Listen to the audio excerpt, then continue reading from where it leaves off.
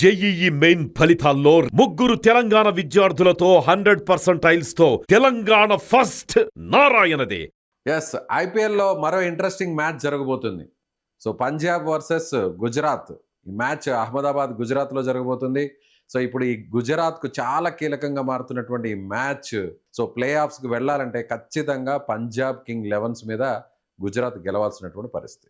So చూద్దాం రేపటి match ఎలా ఉండబోతుంది తెలుసుకునే ప్రయత్నం చేద్దాం. మనతో పాటు సీనియర్ స్పోర్ట్స్ అనలిస్ట్ వెంకటేష్ గారు ఉన్నారు. వెంకటేష్ గారు, good evening. Good evening Vijay. So Gujarat Titans last match గెలిచింది. మళ్ళీ తిరిగి గెలవడానికి అవతలున్న జట్టు ఆషామాషి జట్టు కాదు. సో నెంబర్ 1లో ఉన్నటువంటి జట్టు. సో పంజాబ్ కింగ్ 11స్ని బీట్ చేసే పరిస్థితి ఏమైనా ఉంటుంది గుజరాత్కి? గుజరాత్ మంచి ఫామ్ అందుకున్నారు. ఎందుకంటే కెప్టెన్ గిల్ కానీ బట్లర్ కానీ బాగా ఆడుతున్నారు. సాయి సుదర్శన్ కూడా ఫామ్లోకి వచ్చాడు. వాళ్ళకి డౌన్ ద లైన్ కూడా బ్యాట్స్మెన్ బాగానే ఆడుతున్నారు కాబట్టి Gujarat can hope to win the match. Bowling ఎప్పుడు బాగానే ఉంది. బౌలింగ్లో మీకు Siraj and Rabada doing excellent job. So I think Gujarat వాళ్ళకి 2 పాయింట్స్ చాలా ఇంపార్టెంట్. ఎందుకంటే టాప్ 4 చాలా ముందుకు దూసుకెళ్తున్నారు. టాప్ 4లో ఉన్న Punjab, Rajasthan, SRH and RCB వీళ్ళతో పోటీ పడి ప్లే ఆఫ్ స్థానం తగ్గించుకోవాలంటే వాళ్ళు మీరు ఇందాక చెప్పినట్టుగా ప్రతి మ్యాచ్ గెలవాలి. వాళ్ళతో పోటీ పడడం కష్టంగా ఉంది. వాళ్ళకి వీళ్ళకి చాలా గ్యాప్ ఉంది. ఆ గ్యాప్ను కవర్ చేసుకోవాలంటే లాస్ట్ మ్యాచ్ గెలిచినట్టుగా వీళ్ళు మ్యాచ్ గెలవాల్సి ఉంటుంది. ఆ గెలవగల సత్తా కూడా ఆ టీంలో ఉంది. ఎందుకంటే బ్యాటింగ్లో బౌలింగ్లో కూడా చాలా బాగుంది. ముఖ్యంగా జేసన్ హోల్డర్ అతని ఆల్రౌండ్ పర్ఫార్మెన్స్. లాస్ట్ మ్యాచ్లో అతను పట్టిన క్యాచ్లు, తీసిన వికెట్లు and is batting also very well. So అలాంటి ఒక కొత్త ఆల్రౌండర్ని లేట్గా టీంలోకి తీసుకొచ్చారు. But he's performing very well. So అతను వాళ్ళ టీంలో ఏదైనా గ్యాప్ ఉంటే ఆ గ్యాప్ని హోల్డర్ ఫిల్ చేస్తున్నాడేమో నాకు అనిపిస్తుంది. సో లాస్ట్ మ్యాచ్ అంతా వరుసగా హోల్డరే కనిపించాడు. వికెట్స్ తీయడంలో కానీ, క్యాచ్లు పెట్టడం, లాస్ట్కి మ్యాచ్ నిలబెట్టడం, ఇదంతా కూడా. సో ఒక రకంగా హోల్డర్ మీద ఎక్కువగా ఆశలు ఉన్నాయనుకోవచ్చా? మీకు రబాడా కానీ, సిరాజ్ వీళ్ళు మంచి బౌలింగ్ చేస్తున్నారు. ప్రసిద్ధ్ కృష్ణని పక్కన పెట్టి వాళ్ళు అర్షద్ ఖాన్ చేతి బౌలింగ్ చేస్తే అతను కూడా 3 వికెట్లు తీశాడు లాస్ట్ 2 మ్యాచెస్లో. అతను కూడా మంచి బౌలింగ్ చేసి can also bat well also. So వాళ్ళకి సడన్ గా అన్ని ప్రాబ్లమ్స్ సాల్వ్ అయిపోయినట్టుగా అనిపిస్తుంది. మానవ్ సుతార్ అనే ఒక స్పిన్నర్ని కూడా తీసుకొచ్చారు. అతను కూడా మంచి బౌలింగ్ చేస్తుంది. సో ఒక్కసారిగా వాళ్ళకి ప్రాబ్లమ్స్ సాల్వ్ అయినాయా నాకు అనిపిస్తుంది. సో ఆర్సీబీని తక్కువ స్కోర్కే కంట్రోల్ చేశారు. ఆర్సీబీ చాలా స్ట్రాంగ్గా ఉన్న టీం. నెంబర్ 1, నెంబర్ 2లో ఉన్న టీమ్స్లో పంజాబ్, ఆర్సీబీ రెండే ఉన్నాయి. సో ఆర్సీబీని బీట్ చేశారు కాబట్టి, తక్కువ స్కోర్కే పరిమితం చేశారు కాబట్టి, ఇప్పుడు పంజాబ్ను కూడా అలా చేస్తారు అనేటువంటి ఆ కాన్ఫిడెన్స్ బిల్డ్ అయి ఉంటుందా ఇప్పుడు గుజరాత్లో? నన్ను అడిగితే ఈ ఐపీఎల్లో పంజాబ్ పాయింట్స్ టేబుల్లో నెంబర్ 1లో ఉండొచ్చు. కానీ అన్ని రకాలుగా స్ట్రాంగ్గా ఉన్న టీం ఆర్సీబీ. మరి ఆర్సీబీని వాళ్ళు 155 కట్టడి చేయగలిగారంటే పంజాబ్ కూడా అలాగే చేసే అవకాశం ఉంటుంది.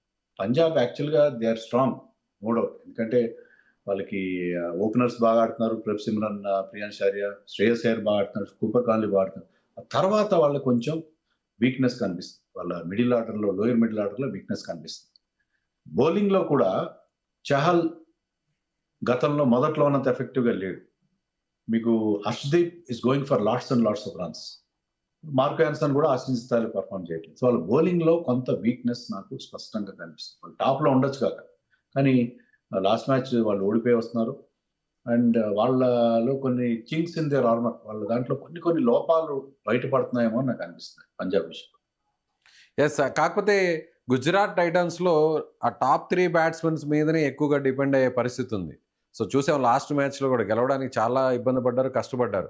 ఒకవేళ టాప్ 3 బ్యాట్స్మెన్ త్వరగా అవుట్ అయితే గుజరాత్కి మళ్ళీ కష్టాలు తప్పవు అనుకోవచ్చా?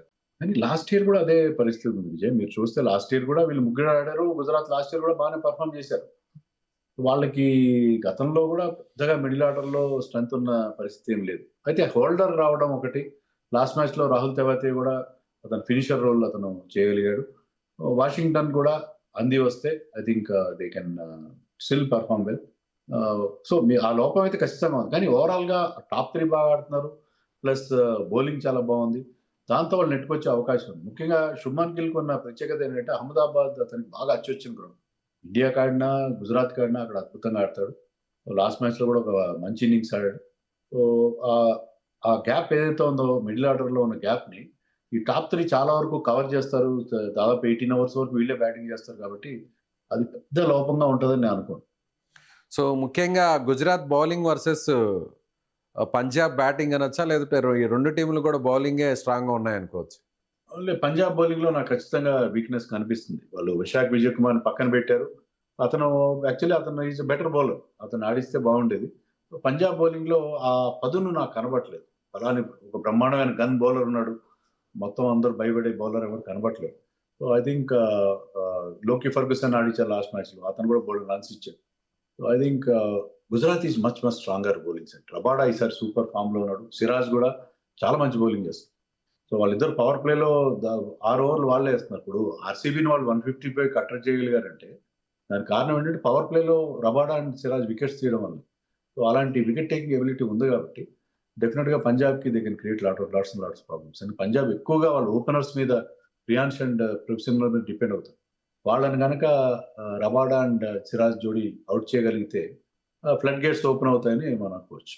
సో ఎంత స్కోర్ ఉంచితే ఈ గ్రౌండ్‌లో అహ్మదాబాద్ లాంటి పెద్ద గ్రౌండ్‌లో ఫస్ట్ బ్యాటింగ్ చేసేవాళ్ళు మినిమమ్ ఎంత స్కోర్ చేస్తే ఫైట్ చేయడానికి ఛాన్స్ ఉంటుంది? లేదంటే ఎంత ఎక్కువ టార్గెట్ ఇస్తే గెలిచే అవకాశాలు ఎక్కువగా ఉంటాయి? ఈ సీజన్‌లో Ahmedabad has been a very good batting wicket. So అక్కడ పెద్ద స్కోర్‌లు వచ్చే అవకాశం ఉంది. లాస్ట్ మ్యాచ్‌లో కొంచెం తక్కువ వచ్చినప్పటికీ కూడా జనరల్లీ అక్కడ మీకు పెద్ద స్కోర్‌లే వస్తాయి. కాబట్టి ఐ థింక్ 200+ చేస్తేనే గెలిచే అవకాశం. 200+ కూడా ఇటీవల కాలంలో మనం చూస్తుంది ఏంటంటే అవును. 220 చేసినా, 240 చేసినా దాన్ని డిఫెండ్ చేసుకోవడం కష్టం అవుతుంది. బట్ గుజరాత్ లాంటి టీం గనక 200, 220 చేయగలిగితే then they can defend that role. So win prediction ఎంత పర్సెంట్ ఏ టీమ్‌కి ఇవ్వబోతున్నారు?